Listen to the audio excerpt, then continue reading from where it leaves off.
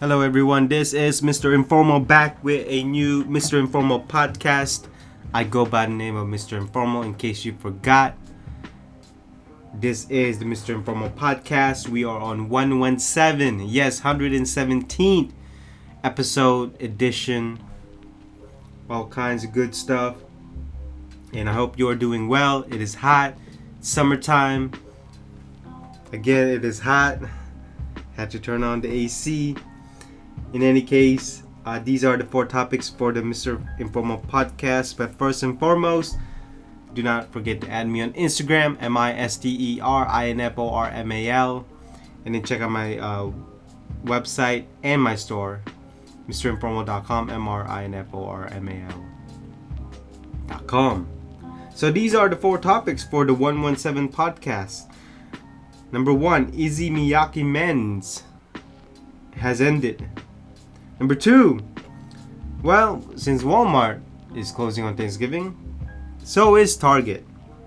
Number 3, what's the status on these subscriptions plans? These makeup subscription, these clothing subscription. Let's see where they at. Last but not least, sales. Retail sales, fashion sales, tech sales. A lot of sale going on. I'm not talking about release of new items. I'm talking about sales, discounts, clearance, all kinds of savings happening right now. Those are the 4 topics for the Mr. Informal podcast 117. I hope you are doing well today and I hope you are doing safe. And let's go ahead and start the podcast. Topic number 1. The article is from hypebeast.com. Issey Miyake to be discontinued. The Japanese company will still produce other menswear brands. So the menswear dates back all the way to 1976, and then it was rebranded 2012, and then now on its final year it has been discontinued as of July 28. The company insists that the decision has been made prior to the coronavirus pandemic, and shuttering of Issey Miyake Men will lead to new possibilities in Miyake's menswear. I don't understand what that means, but whatever. 6 years, creative director Yosuke Takahashi departed Issey Miyake Men in January 2020, leaving the design team to take over fall/winter 2020, the line's final full collection. Despite the end, Issey Miyake Inc. will continue to produce the wildly popular Homme Plissé Issey Miyake menswear collection and various women's wear imprints, including mainline Miyake, Please, and Hot.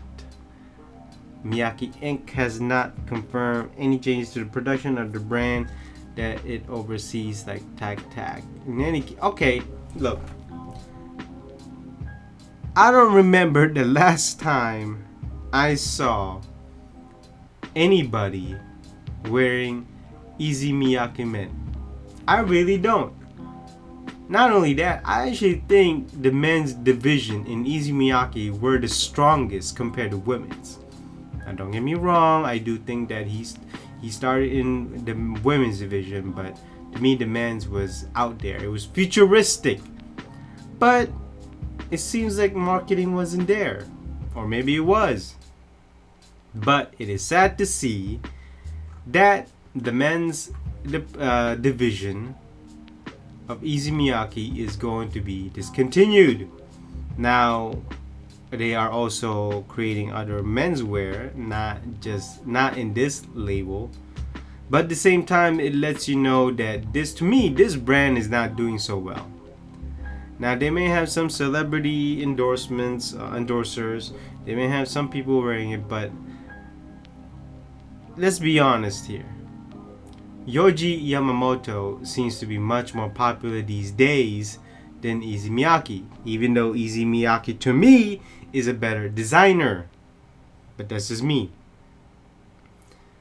Now, will I miss this division? No. Will anybody miss it? No. Now, am I shocked? Yeah, I'm shocked, especially during these times. I would think that for a high-end company to be closing down this men's division, it lets you know that certainly maybe they don't have good designers, maybe they just don't have good outreach to people, or maybe they just don't have a good following.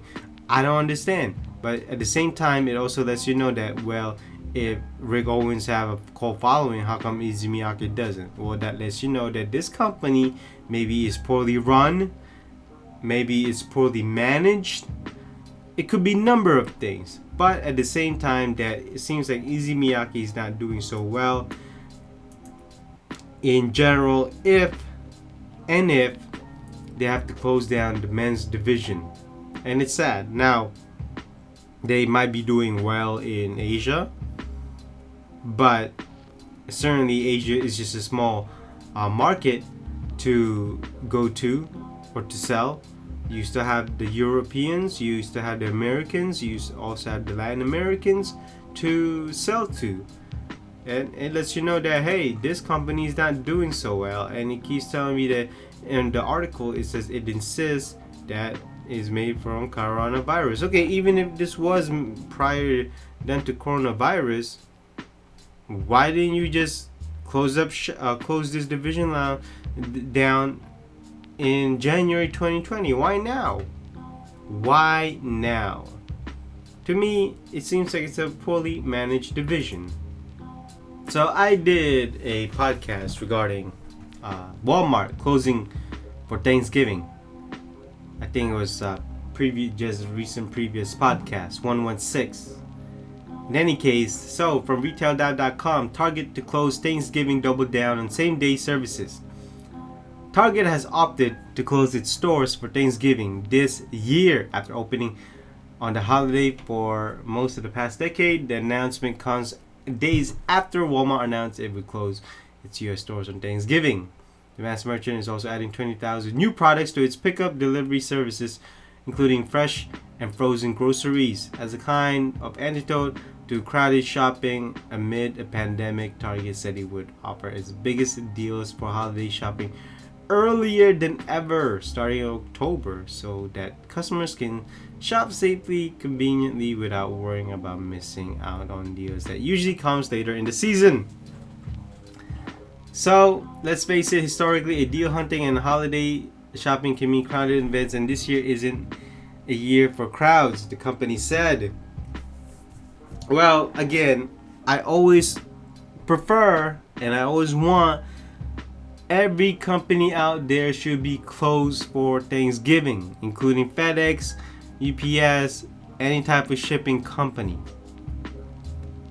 It's a time for gathering. It's a time to catch up with families and friends, especially those families and friends that you have not seen for a long time. To eat some great food, to talk, to make fun, just enjoy their company. And for Target to be doing this, again, it should have been done a long time ago. But for now, I guess they're creating a change of heart. Hopefully, it goes on next year, and they don't just close down for 1 year on Thanksgiving. And employees should be also have a day off on Thanksgiving, all day and all night. So that is absolutely great. And again, Walmart is doing it first, and now everybody's gonna do it. I think once Target is gonna do it, obviously Fry's Electronics is gonna do it, maybe Macy's gonna do it, Nordstrom's gonna do it, basically everyone's gonna do it. And certainly I know that in Thanksgiving, after dinner, people are probably just gonna go to online and order the deals that they are looking for. But at the same time, it was kind of interesting that Target also said that it's gonna start in October. Like, are they talking about small discounts of sales? Are they talking about big discounts in sales? Because usually in Thanksgiving and Black Friday, you're looking at 50 to 70% discount of items. Like, absolutely 50 to 70% discount. It is the most discounted day in all year. Even bigger discount in Christmas. Thanksgiving sales or Black Friday sales are a bigger discount than Christmas. Yes, now don't get me wrong, there are some stores that are giving the same deal that was on Thanksgiving on Christmas. But again, it's not gonna be as big as Black Friday or Thanksgiving. And by doing this, you have less crowded. Well, not only that, since there's still a pandemic, crowded is banned, so they probably don't want to get they don't want to get penalized by the local government about crowds and lines. Certainly, there's always gonna be lines and crowds. Best Buy is certainly there's gonna be lines and crowds. You know that people are gonna do pick up curbside or pick up the store, and you know there's gonna be a long line of cars. There's gonna be traffic jams, certainly, and yeah, you see, even though they're closed down on Thanksgiving, Black Friday is gonna be quite the traffic jam, especially if you're in your car. Now, I'm not saying you're gonna go find parking, but even just the curbside pickup, yeah, that's going to be quite a day. If I was gonna do a curbside pickup, I would wait 2 days. 2 days. But that's just me. But I'm glad that Target is closing down on Thanksgiving, and hopefully the rest of the retailers will follow. So another article from retail.com, topic number 3. Are subscription services viable across retail broadly? Subscription-based services have heated up in recent years, from startups like Dollar Shave Club and Birchbox to mass merchants like Amazon, Target. The model gained traction as e-commerce grew and consumers felt more comfortable paying for value over time. According to a September 2019 survey from ratings and reviews platform Clutch, 50% of consumers use subscription services. Wow, it's a lot. The model growth hasn't lost steam moving into 2020 as the coronavirus pandemic forced states to issue stay-at-home orders. Not only that, Stitch Fix reported its client growth slowed down in its most recent quarter, Q3, rising 9% to 3.4 million users from the year ago period, compared to 17% year-over growth in Q2. In the second quarter, active clients totaled 3.5 million, while the drop to 3.4 million in third quarter. The company swung to a 34 million loss in third quarter, which ended May 2. Wow.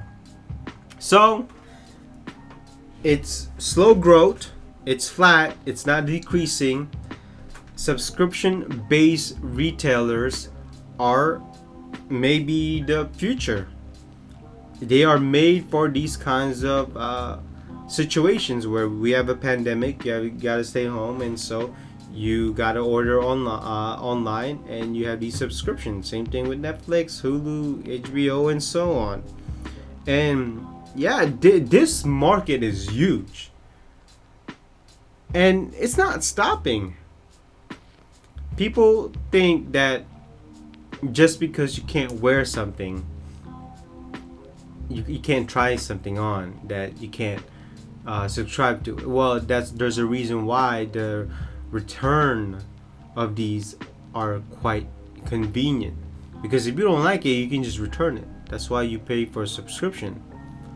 Not only that, for the most part, it's actually cheaper to go to these things to subscribe to, because they buy in bulk.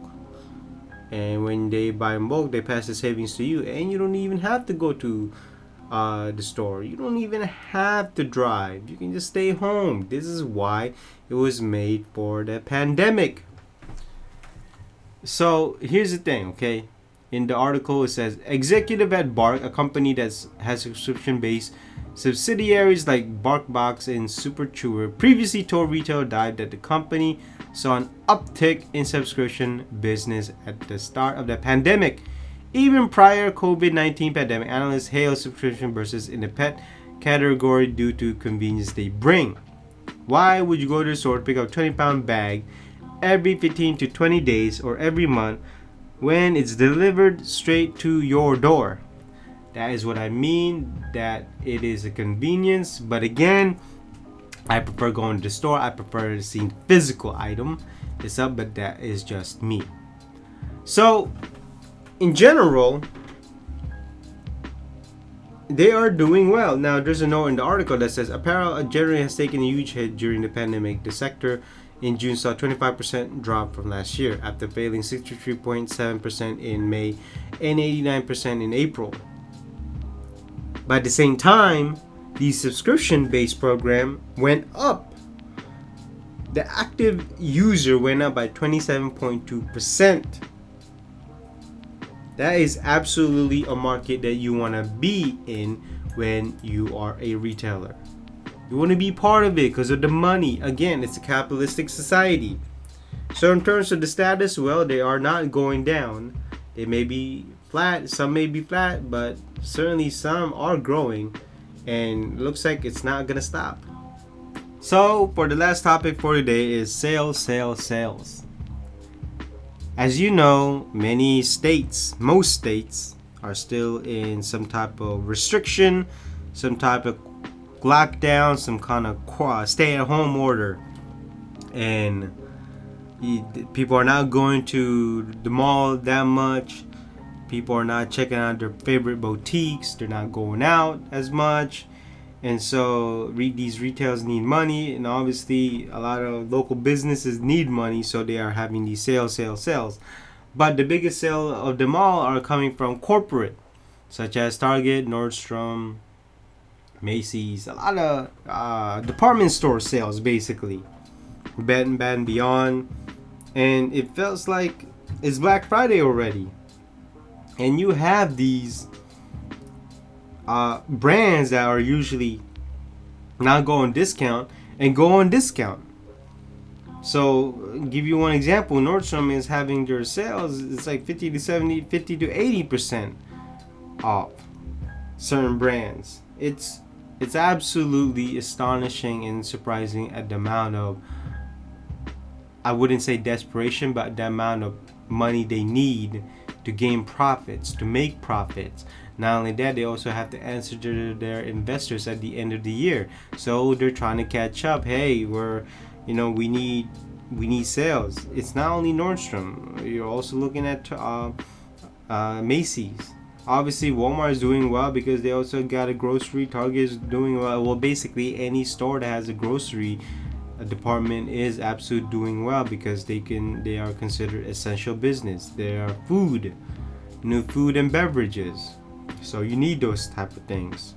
But if you're not those, obviously you are closed, and not a lot of people are going to you. Not a lot of people are checking you out. Obviously they can go buy online sales, but the physical footprint or the retail sales also needs to be there to actually make the profit complete. Because you can't have let's say 30% of e-commerce be the beneficial factor here, and you got to have retail footprints. Now they may say that the operating cost is low, but again, at the same time, they're not going to make that much money if a lot of people are just buying stuff online, because that's only 1/3 of it. You have to check out, you have to make people go to your stores. And also, let's not forget that inventory is not going to be there because these companies are not buying orders from their factory. They're not buying new designs. And so what's happening is that they're focusing on 2021. I mean, basically it's a lost year. It's a lost year this year. And so that's why you are seeing a huge amount of sales that is happening, because 2020 is just a lost year, and they're trying to regain, they're trying to recover, basically. It's a recovery way of doing this way. At least they made something this year instead of nothing. Now, look, it's bad either way, because employees are not working. A lot of people are unemployed, and these people, these corporates are desperate because they want your profits. But let's not forget that, what about the employees? And for those people who don't have money, don't even go shopping. Even if the sales is huge, don't even do it. Just stay home, save money. If you have to take some online coursing for free, take it. Take advantage of these times. And so basically, it's a lot of sales going on just this time of the year, this summer sale, because a lot of these retailers are trying to recover their profits due to the pandemic. And so that basically concludes this podcast 117, the Mr. Informal podcast. I go by the name of Mr. Informal. I hope you enjoyed this podcast today. I hope I gave you some insights. I hope you learned something today. I hope I made you think, maybe talk about some interesting stuff. And again, do not forget to add me on Instagram, misterinformal.com. I mean, without the .com. And then check out my website, misterinformal.com. And so, this is Mr. Informal. I will see you in the next podcast. And again, be safe.